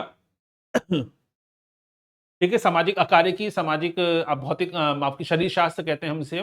ठीक है, physiology, social physiology, social morphology और जनरल सोशोलॉजी, तीनों विषय वस्तु की जिक्र किया है। मॉरल डेंसिटी की अभी हम बात कर ही रहे थे, भौतिक घनत्व की बात हम कर रहे थे, नैतिक घनत्व की बात हम कर रहे थे कि जब समाज में नैतिक घनत्व बढ़ता है तो श्रम विभाजन को बढ़ावा मिलता है। लेकिन एलिनेशन की जब बात आती है तो एलिनेशन का मतलब क्या होता है? अलगाव की अवधारणा। और अलगाव की अवधारणा किसने दी है? अलगाव की अवधारणा दी है मार्क्स ने। ठीक है, तो ये कार्ल मार्क्स की अवधारणा है। आपने पढ़ा भी है, यूनिट नंबर 6 में पूरा टॉपिक भी है अलगाववाद। ठीक है, अलगाव की अवधारणा। तो एलिनेशन यानी अलगाव की अवधारणा कार्ल मार्क्स ने दी है आर्थिक संदर्भ में। अगला क्वेश्चन देखिए, दुर्खिम के अनुसार पारंपरिक या आदिम समाजों में दमनकारी कानून का क्या उद्देश्य है? तो पारंपरिक आदिम समाजों में दमनकारी कानून होता था।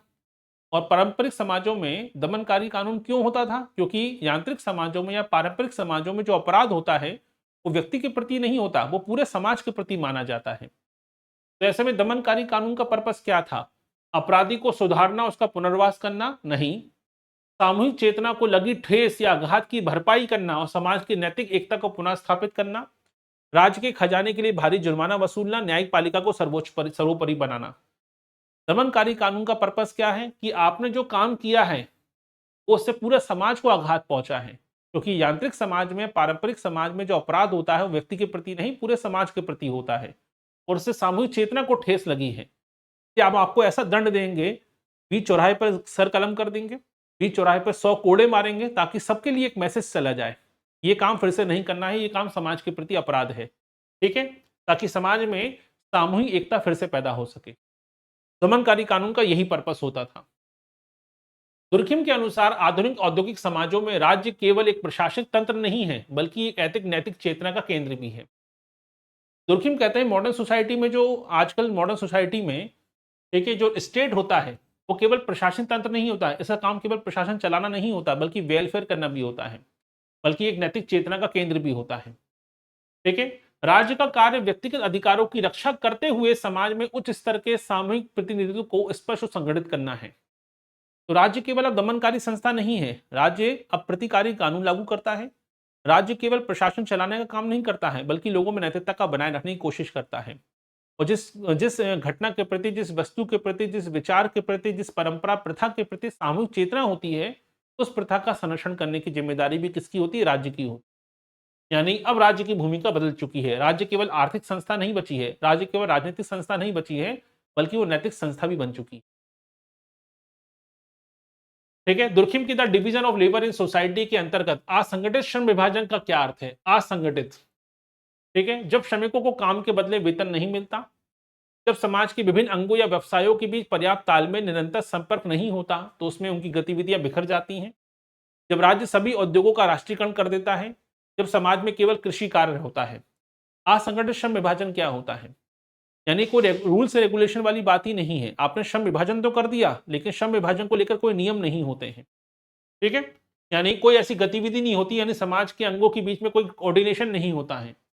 ठीक है, आपने काम करा लिया, ठेके पे काम कराना शुरू कर दिया, कोऑर्डिनेशन ही नहीं है। एक व्यक्ति काम कर रहा है आज, कल अगले दिन जाके दूसरा काम करने लगा। जैसे आप देखा होगा जो मजदूर होते हैं, असंगठित क्षेत्र में काम करने वाले मजदूर होते हैं, वो 7 दिन काम करेंगे तो हो सकता है अलग अलग काम कर रहे हों, एक ऐसा काम होता ही नहीं है। कहने को श्रम विभाजन है लेकिन असंगठित स्तर पे होता है, कोई योजनाबद्ध तरीके से नहीं होता, कोई कोऑर्डिनेशन नहीं होता। ठीक है, अगला क्वेश्चन, दुर्खिम के अनुसार किसी भी सामाजिक तथ्य की उत्पत्ति का कारण खोजा जाना चाहिए। तो सामाजिक तथ्य आपको कहां मिलेगा? सोशल फैक्ट की उत्पत्ति कहां से हुई है, इसे आप कहां खोजेंगे?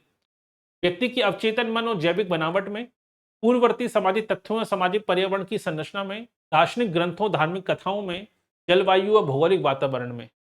सोशल फैक्ट किससे जुड़ा हुआ है? सामूहिक चेतना से जुड़ा हुआ है।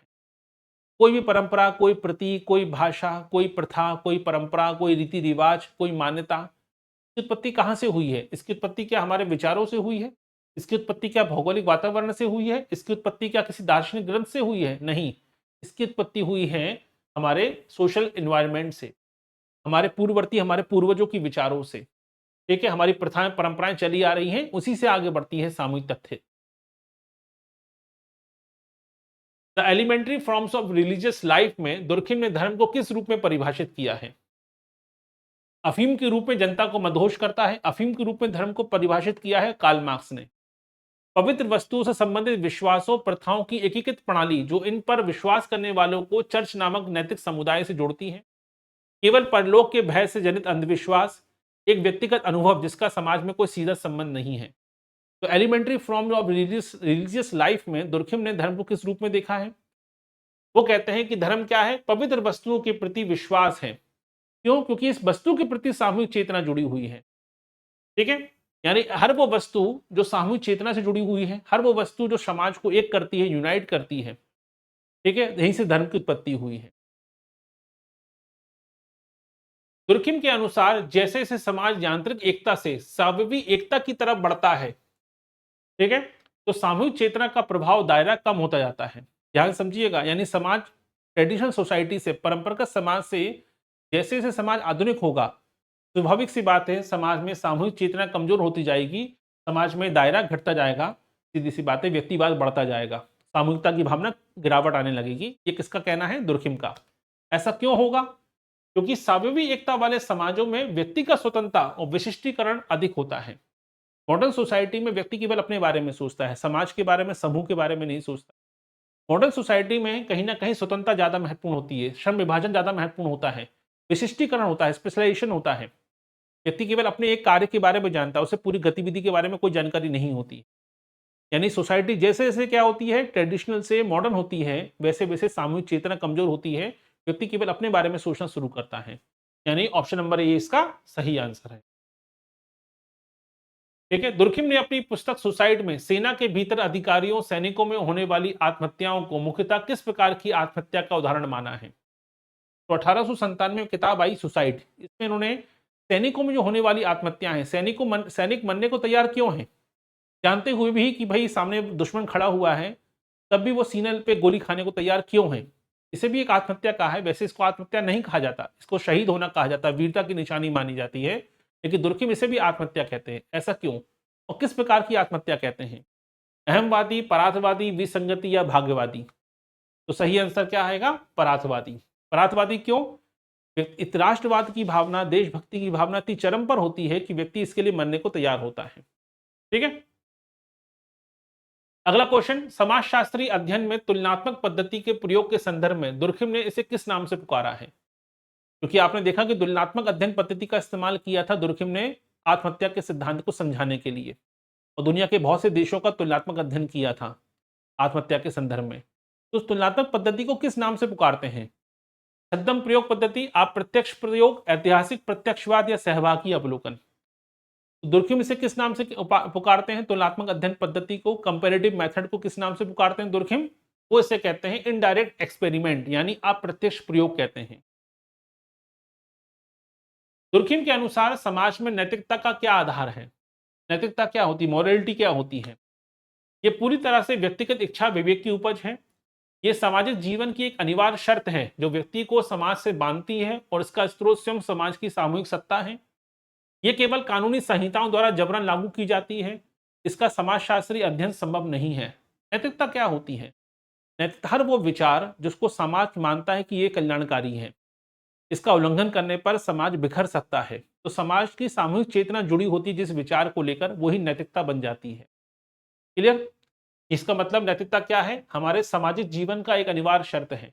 अगर व्यक्ति नैतिकता का पालन नहीं करेगा, मतलब व्यक्ति सामूहिक चेतना का उल्लंघन कर रहा है, तो मतलब व्यक्ति समाज के विरुद्ध अपराध कर रहा है। इस दृष्टिकोण से देखा जाता है नैतिकता को, और ये समाज के द्वारा बनाई जाती है। व्यक्ति की चेतना से नैतिकता पर कोई असर नहीं पड़ता। अगर मान लीजिए एक व्यक्ति को लगता है कि शराब पीना अच्छा है और शराब बेचना अच्छा है और ब्लैक मनी से कमाया गया पैसा अच्छा है, तो उसके अच्छा कहने से वो पैसा अच्छा नहीं हो जाएगा, समाज उसको ब्लैक मनी ही मानेगा। स्वाभाविक सी बात है। दुर्खिम के अनुसार आधुनिक औद्योगिक समाजों में व्यावसायिक संघों का निर्माण विसंगति को दूर करने का प्रभावी उपाय है। तो दुर्खिम ने देखा कि भाई औद्योगिकरण में क्या हुआ था, बड़े पैमाने पर पूंजीपतियों का दबदबा बढ़ा, औद्योगिकरण बढ़ा, इन्वेस्टमेंट बढ़ा, कारखाने स्थापित हुए, लेकिन श्रमिकों के बारे में किसी ने सोचा ही नहीं। इसलिए विसंगति पैदा हो गई, विसंगतिपूर्ण श्रम विभाजन पैदा हो गया। ऐसे में जो श्रमिक संघ उभर कर सामने आए, इसने क्या किया? इसने इस विसंगति को कम करने का प्रयास किया है, ट्रेड यूनियन ने। ये विचार किसका है? ये विचार है दुर्खिम का। ये संघ राज्य और व्यक्ति के बीच में पुल का काम करते हैं और अपने क्षेत्र के आर्थिक जीवन को नैतिक नियमों में बांधते हैं। सही बात है। ट्रेड यूनियन ने क्या किया? ट्रेड यूनियन ने संघर्ष को खत्म किया और पूंजीपति और श्रमिकों के बीच में एक पुल का काम करने का काम किया। राज्य और श्रमिकों के बीच में पुल का काम किया। ठीक है, उन्होंने विसंगतिपूर्ण श्रम विभाजन को दूर करने का प्रयास किया, श्रमिकों के संबंध में आवाज उठाने का काम किया। ठीक है, यानी ऑप्शन नंबर ए इसका सही आंसर है। अब आप देखिए दुर्खिम के किसी विचार को किस लेवल तक पहुंचाया जा सकता है। दुर्खिम के एक सामान्य से विचार को भी किस स्तर तक यानी कार्ल मार्क्स के विचारों से जोड़ते हुए पूछा जा सकता है। पूंजीवाद और औद्योगिक श्रम से जोड़कर भी प्रश्न पूछा जा सकता है। दुर्खिम ने क्लोन और टोटम के आपसी संबंध को स्पष्ट करते हुए क्या कहा है? क्लोन मतलब क्या होता है? गोत्र व्यवस्था जो होती है उसे हम क्लोन कहते हैं। ठीक है, तो क्लोन और टोटम के आपसी संबंध को स्पष्ट करते हुए क्या कहा है? टोटम केवल कबीले के मुखिया की निजी संपत्ति है? नहीं, निजी संपत्ति नहीं होता टोटम, हमेशा सामूहिक संपत्ति माना जाता है। दूसरा, टोटम कबीले की सामूहिक पहचान का आधार है, ये कबीले के सभी सदस्यों को एक ही परिवार के रूप में जोड़ता है। कबीले के लोग टोटम की बलि देकर उसे खा जाते हैं। टोटम का कबीले की सामाजिक संरचना से कोई संबंध नहीं होता। बड़ा ही सिंपल सा क्वेश्चन है भाई। टोटम एक रहस्यमय वस्तु होती है जिसके प्रति एक सामूहिक चेतना होती है, जिसके प्रति एक श्रद्धा और विश्वास की भावना जुड़ी होती है, और टोटम को अपमान करना समूह का अपमान करना माना जाता है। यानी ऑप्शन नंबर बी इसका सही आंसर है। निम्नलिखित में से कौन सा विचार दुर्खिम के सामाजिक एकीकरण के सिद्धांत को पुष्ट करता है? तो सामाजिक एकीकरण के सिद्धांत के संदर्भ में कौन सा ऐसा विचार है जो सामाजिक एकीकरण के सिद्धांत को उल्लेखित करता है? समाज में जितना संघर्ष होगा एकीकरण उतना ही मजबूत होगा। जब व्यक्ति समाज के मूल्यों, विश्वासों, प्रथाओं को गहराई से साझा करता है तो समाज के साथ एकीकृत होता है और उसमें भटकाव कम होता है। आर्थिक असमानता ही सामाजिक एकीकरण का एकमात्र कारण है। आर्थिक समाज में एकीकरण पूरी तरह से समाप्त हो जाता है, आधुनिक समाज में एकीकरण पूर्णतः समाप्त हो जाता है। तो सामाजिक एकीकरण के सिद्धांत में दुर्खिम ने यह स्पष्ट किया कि जब समाज में व्यक्ति के मूल्य, विश्वास, प्रथाओं में गहरी आस्था होती है, यानी समाज के सभी लोगों की अपने मूल्यों के प्रति, परंपराओं के प्रति, प्रथाओं के प्रति आस्था होगी, तो समाज हमेशा एक बना रहेगा। लेकिन जब समाज में लोगों की मूल्यों के प्रति, प्रथाओं के प्रति, रीति रिवाजों के प्रति कहीं ना कहीं एक प्रकार से उल्लंघन की भावना पैदा हो जाए, समाज के अधिकांश लोग किसी भी परंपरा, मूल्य को मानने से मना कर दें, तो समाज में बिखराव पैदा हो जाएगा। क्लियर? यही है सामाजिक एकीकरण का सिद्धांत दुर्खिम के अनुसार। सोशल मॉर्फोलॉजी के अंतर्गत दुर्खिम किसका अध्ययन शामिल करते हैं? 3 प्रकार की विषय वस्तु शामिल करी है सोशियोलॉजी में। सोशल मॉर्फोलॉजी, ठीक है, जनरल सोशियोलॉजी पढ़ा था आपने अभी इसके बारे में, और सोशल फिजियोलॉजी। तो सोशल मॉर्फोलॉजी की बात हो रही है, फिजियोलॉजी की बात नहीं हो रही है। तो सोशल मॉर्फोलॉजी में दुर्खिम किसका अध्ययन शामिल करते हैं? केवल समाजों के नैतिक और धार्मिक विचारों का, समाज का भौगोलिक आधार, जनसंख्या का आकार, उसका वितरण, भौतिक संरचना का, अपराधों की मानसिक प्रवृत्ति का, या भाषा प्रतीकों के विकास का। क्लियर? यहाँ पे आपको 3 विषय वस्तु आपने पढ़ी है। विषय वस्तु, समाजशास्त्र की विषय वस्तु को 3 भागों में बांटा है दुर्खिम ने। तो ये बात हो रही है सोशल मॉर्फोलॉजी की। जब सोशल मॉर्फोलॉजी की बात होती है तो बाहरी कारकों की बात होती है कि समाज की धार्मिक मान्यताएं, विश्वास क्या काम करते हैं, वो होता है सोशल फिजियोलॉजी में। लेकिन मॉर्फोलॉजी बात करती है कि जनसंख्या का आकार कैसा है, ठीक है, समाज का भौगोलिक आकार कैसा है, समाज का बिखराव कैसा है, समाज कितना फैला हुआ है, समाज का आकार कैसा है, लोग कितने बटे हुए हैं, समाज में सड़कें कैसी हैं, समाज में बस्तियां कैसी हैं, ठीक है, लोग किस प्रकार से रहते हैं, उनकी सोच, उनकी मनोवृत्ति की बात नहीं हो रही है, केवल फिजिकल चीजों की बात हो रही है। इसी को हम सोशल मॉर्फोलॉजी कहते हैं। क्वेश्चन नंबर 49 देखिए। दुर्खिम के अनुसार आर्थिक संकटों के दौरान होने वाली आत्महत्याएं केवल निर्धनता या आर्थिक नुकसान के कारण नहीं होती हैं। ये तो सही बात है। दुर्खिम ने जो विसंगतिपूर्ण आत्महत्या की बात करी उसमें यही तो कहा था कि भाई कहीं ना कहीं जो अव्यवस्था पैदा होती है, कभी कभी आर्थिक समृद्धि या आर्थिक कंगाली जो आती है उसके कारण भी लोग आत्महत्या कर लेते हैं। लेकिन वो आत्महत्या केवल निर्धनता के कारण नहीं हुई है कि व्यक्ति को नुकसान हो गया है इसलिए व्यक्ति आत्महत्या कर रहा है, नहीं। आर्थिक उतार चढ़ाव समाज में स्थापित ताने बाने को और नैतिक सीमाओं को अचानक से तोड़ देते हैं और व्यक्ति की आकांक्षा अनियंत्रित हो जाती है। अचानक से व्यक्ति संपन्न था लेकिन अचानक से शेयर मार्केट में लॉस हुआ, या अचानक से कोई बिजनेस ठप हो गया, अचानक से उसका सब कुछ तबाह हो गया, तो वो इसलिए सुसाइड नहीं करेगा कि उसका सब कुछ खत्म हो गया, बल्कि वो सुसाइड इसलिए करेगा कि समाज ने उसका साथ छोड़ दिया। यानी वो समाज जो उसके आगे पीछे घूम रहा था जब तक उसके पास पैसा था, अचानक से उस समाज ने उसका साथ छोड़ दिया। जिस समाज के प्रति वो समर्पित था, लेकिन जैसे वो संकट में आया उसी समाज ने, उसी परिवार ने, उसी सोसाइटी ने उसको क्या कर दिया, हाथ छोड़ दिया। उसका कारण से व्यक्ति सुसाइड कर लेता है। यानी ऑप्शन नंबर ए इसका सही आंसर है। तो विसंगतिपूर्ण आत्महत्या को या आर्थिक संकट में होने वाली आत्महत्या को केवल आर्थिक कारण से नहीं देखा है दुर्कम ने, बल्कि इसके पीछे सामाजिक कारण को भी फोकस किया है। लास्ट क्वेश्चन है, दुर्कम के संपूर्ण समाजशास्त्र का केंद्रीय उद्देश्य क्या था? ठीक है, तो महत्वपूर्ण पर्पस क्या था? दुर्कम के अनुसार समाजशास्त्र क्यों पैदा हुआ? क्योंकि कांट के बाद अगर सबसे ज्यादा किसी ने काम किया फ्रांस में, यूरोप में समाजशास्त्र पर, तो कार्ल मार्क्स और मैक्स वेबर तो है ही, लेकिन दुर्कम महत्वपूर्ण है, क्योंकि दुर्कम ने ही अगस्त काम्टे की जो विचारधारा थी, जो उनका सपना था, उसको पूरा करने में सबसे बड़ा योगदान दिया है। दुर्कम के अनुसार समाजशास्त्र का उद्देश्य क्या है? यहाँ विषय की बात हो रही है। मार्क्स की तरह समाज में पूंजीवादी व्यवस्था को उखाड़ फेंकना, क्रांति लाना, फ्रांस की तत्कालीन सामाजिक अस्थिरता और नैतिक संकट को दूर कर समाज में व्यवस्था, दृढ़ता और नैतिक पुनर्निर्माण की स्थापना करना, व्यक्ति को समाज के बंधनों से पूरी तरह से मुक्त कर चरम व्यक्तिवाद की स्थापना करना, और केवल प्राचीन इतिहास का संकलन करना। तो यहाँ पे क्या पर्पस था? सबसे बड़ा पर्पस वही था जो अगस्त काम्टे के मन में था। क्लियर? जो अगस्त काम्टे के गुरु हैं साइमन, उनके मन में भी था, क्योंकि फ्रांस अव्यवस्था से गुजर रहा था। आपने अगर पॉलिटिकल साइंस पढ़ा है, सबने तो देखा होगा, दुनिया में सबसे ज्यादा संविधान फ्रांस में बने हैं। अभी 5वां संविधान चल रहा है उनका, वो भी चेंज होने वाला है, 6वां संविधान लागू होने वाला है। तो फ्रांस अपनी क्रांति के समय से, नेपोलियन बोनापार्ट से लेकर वर्तमान तक 5वां संविधान चेंज कर चुका है, क्योंकि अव्यवस्था है बहुत ज्यादा थी उस समय 19वीं सेंचुरी में फ्रांस में। ठीक है, इसी की अव्यवस्था से निकलने के साधन के तौर पर देखा है समाजशास्त्र को।